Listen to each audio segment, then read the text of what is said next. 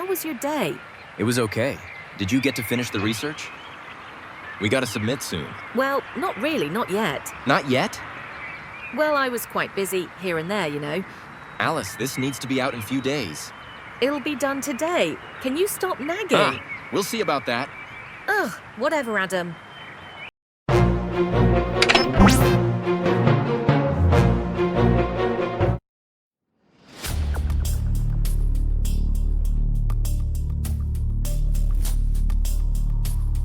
Found it! Do you know that one of the rarest jaw tumors was first mentioned over a century ago? It's called the adenomatoid odontogenic tumor, or AOT. Let's dive into its fascinating story. AOT was first described by Steensland in 1905. A few years later, in 1907, Dreibelton coined the term pseudoameloblastoma. Finally, in 1948, Staffen identified it as a unique pathological entity. So, what exactly is AOT? It's a slow-growing, benign tumor derived from odontogenic epithelium. The World Health Organization officially classified it in 1971.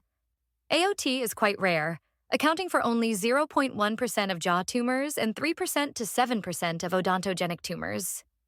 It's most commonly found in young adults, especially females aged 10 to 19. Over the years, AOT has been known by several other names, like adenoameloblastoma, ameloblastic adenomatoid tumor, and even teratomatous odontoma. Some researchers classify it as a hamartoma due to its limited growth potential and well-differentiated structure, resembling a developmental anomaly rather than a true neoplasm. Here's a fun fact.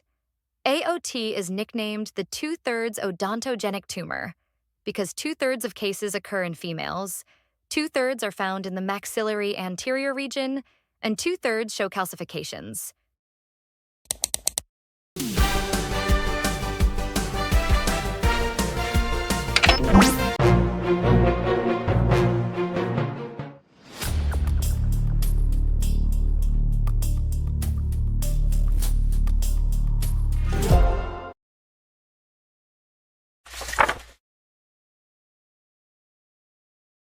AOT is typically asymptomatic and presents as a small lesion, usually less than 3 centimeters in size.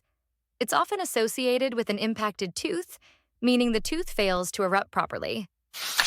Another key feature is that AOT can cause bone expansion. This makes it noticeable in dental imaging, even though patients usually don't experience any pain.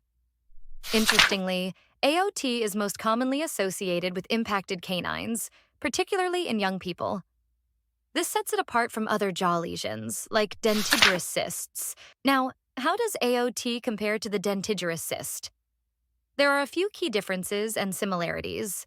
Both AOT and dentigerous cysts originate from the reduced enamel epithelium in the later stages of enamel organ development. They can both lead to impacted teeth and failure of tooth eruption. But here's the difference. The radiolucency in dentigerous cysts starts from the cementoenamel junction, or CEJ, and stays confined.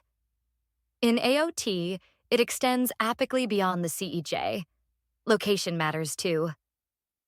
Dentigerous cysts are most commonly associated with impacted mandibular third molars, while AOT typically involves impacted canines, especially in the anterior maxilla.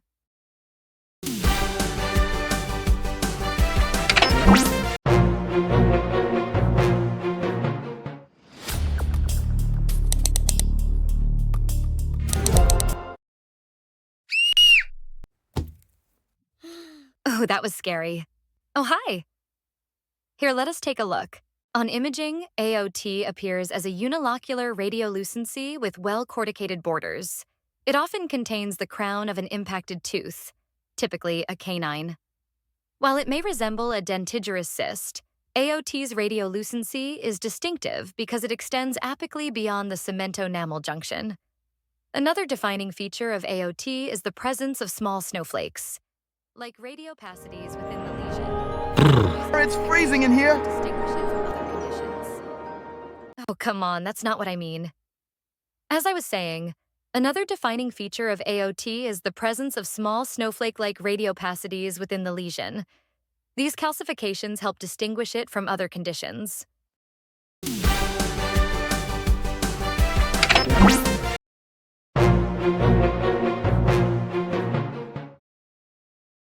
I can't see anything. Can you help me? Under the microscope, AOT appears as a well-circumscribed lesion derived from odontogenic epithelium, typically the reduced enamel epithelium.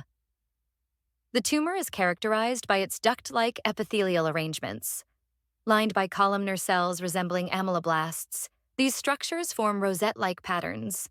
This gland-like appearance gives AOT its name, although the structures are not true ducts or glands. Among the epithelial structures, we also observe calcifications. These may appear as fragments of amorphous or crystalline material scattered throughout the tumor, with more prominent calcifications often indicating an older lesion. Additionally, AOT contains eosinophilic, amorphous material, referred to as tumor droplets. These features help identify the lesion.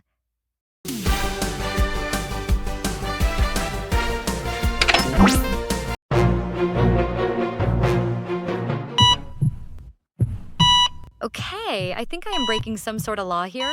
Anyways, let's talk about the biological behavior and treatment of AOT. AOT is biologically non-aggressive and has a well-defined capsule. This makes it distinct and allows for simple, conservative treatment. Because of its capsule, AOT can be treated effectively with enucleation. The entire lesion is removed in one piece, leaving minimal damage to surrounding tissues. Unlike other epithelial odontogenic lesions, such as unicystic ameloblastoma, which are more aggressive and have a higher chance of recurrence, AOT is far less aggressive and rarely recurs after treatment. Hey! I think I'll run now. Come back here right now.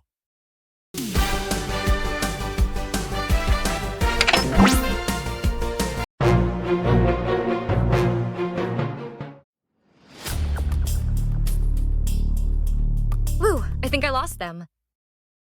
So, while in the operating room, I found something interesting. A case file. Let's look into it. A 12-year-old female presented with a progressive, painless swelling in the left maxillary anterior region over 6 months. Clinically and radiographically, the lesion appeared similar to a dentigerous cyst. Imaging revealed a well-defined radiolucent area associated with an impacted maxillary lateral incisor, a presentation typical of dentigerous cysts. However, histopathological examination post-enucleation showed features characteristic of AOT, including duct-like epithelial structures and calcified deposits. The lesion was successfully treated by enucleation. AOT's well-defined capsule ensures complete removal, with no recurrence expected.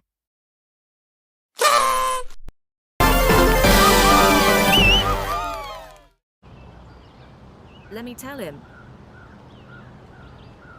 Adam! Adam! Adam! What? Is there something wrong? No, What happened? listen! I'm done with the research. No way. So, Alice, could you tell me your secret?